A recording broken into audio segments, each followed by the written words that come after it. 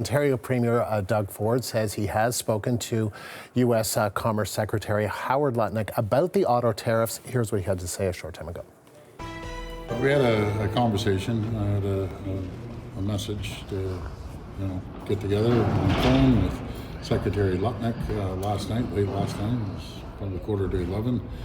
And about a 25-minute chat with him and ran through what we're expecting on the auto tariffs.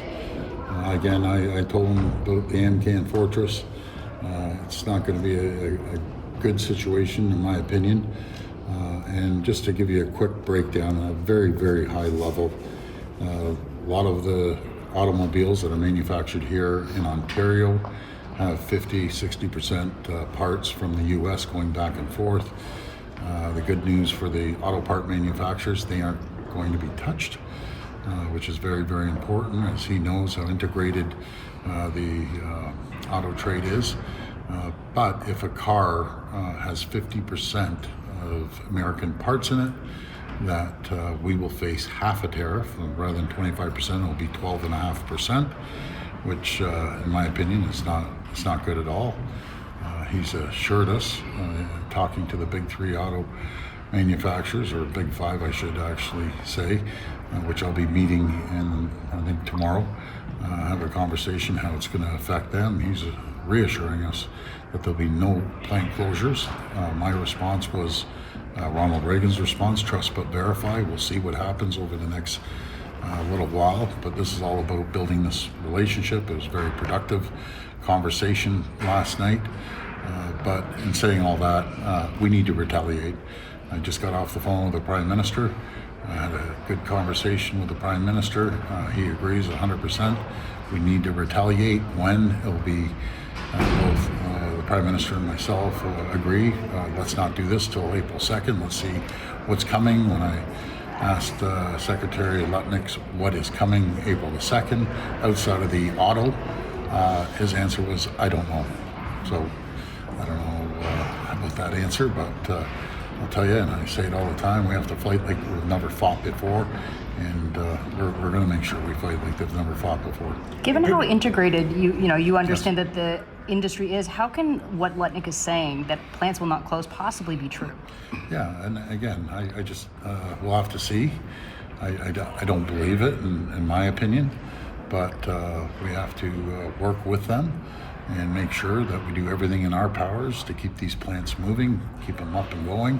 I'll have a better conversation tomorrow when I talk to the CEOs, because it's not Secretary Lutnick's choice. If they're opening or closing, it's going to be up to the CEOs, and I'll report back to the people of Ontario after we have that conversation with the CEOs. Can you clarify that bit about the auto parts, because the executive order does leave open the imminent possibility of tariffs on Canadian auto parts based on their U.S. content. So you're saying you've got an assurance that won't happen, that they'll be permanently exempt from tariffs? Auto parts going back and forth across the border, which I understand as per our conversation last night. And now, if the auto parts are produced here and they go into a Canadian plant, that's assembled a vehicle and it goes down, well, those parts will be tariffed based on the percentage of what sort of parts are in the vehicle. So that could vary. Did you get an assurance that there would be any easing or softening of what we've seen then beyond what we've been told? No, I can't say I have. When I asked him what's coming down April 2nd, that was his answer. But we're going to continue on with the pressure and keep the communication going. But we're going to do everything we can to protect the auto sector. It plays such a critical role in our economy here and all the spin-off jobs as well. But we will do everything we can to support the auto workers here in Ontario. Premier, what does it tell you? Are you planning to go to Washington or Ottawa? Not yet. We had our team down there this week, and we had them down last week, and I was down the week before. I can schedule a trip maybe after April 2nd and see exactly what they're proposing. But this is just a tariff is a tax on the American people.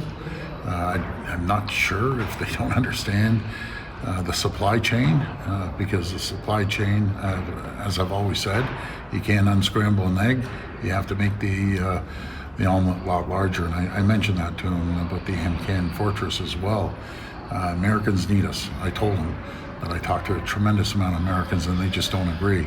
Number one. I said, number two, from the Canadian-owned companies or Ontario-owned companies that are down there that have approximately, I think it's 170 some odd plants, they don't have the people down there to fill the jobs. So we're going to find out how we're moving forward on this. Premier, what does it tell you that that Secretary Lutnick doesn't know what's coming on April the 2nd? How do you deal with that?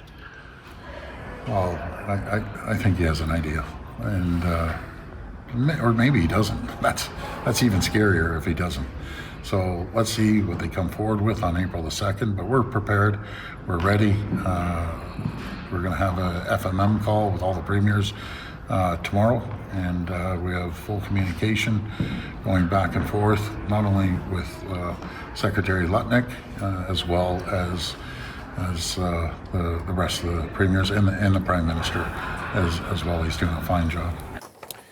Ontario Premier Doug Ford, they're laying out the details of a phone conversation that he had with the U.S. Commerce Secretary Howard Lutnick, who says that there will be a smaller tariff on if America, let me get this straight, and maybe Karina Roman and Chief Political Correspondent Rosemary Barton can help me out.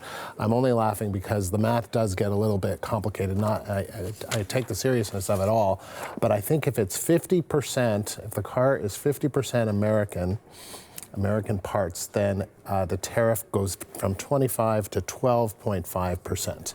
But Doug Ford basically saying not good at all, that he got some assurance from the Commerce Secretary saying that that won't lead to plant closures, but how can he say that? He said, Doug Ford said, I don't believe that, but also that he spoke with the Prime Minister, with Mark Carney, about retaliations.